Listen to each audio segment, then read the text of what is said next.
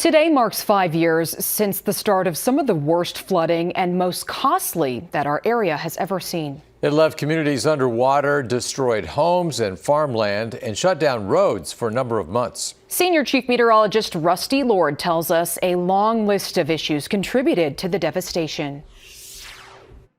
March of 2019, many of you remember the flooding that came with that, and well, a lot of that had to do with the events that led up to that, including the record-setting February snowfall. 27 inches of snow that February set the stage for what was to come in the month of March. It was incredibly cold. Everything was frozen solid.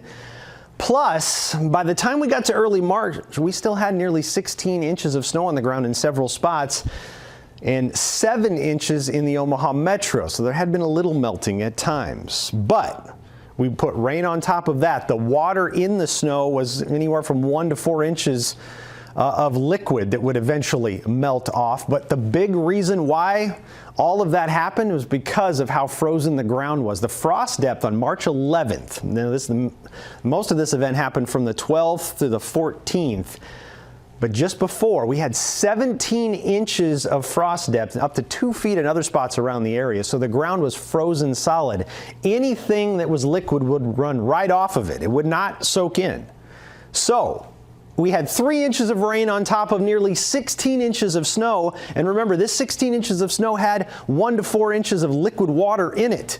All that went into the Elkhorn, into the Platte, and then eventually downstream, quickly ran off. It swelled the rivers, it broke up ice, and all that came downstream all the way to the Missouri River. And you can see the record river levels. These were 10 plus feet over flood stage on the Elkhorn River in Waterloo, nearly 15 feet above flood stage in Plattsmouth. And all that water ran downhill and made for a record-setting event, and one that will live in many people's memories for years to come.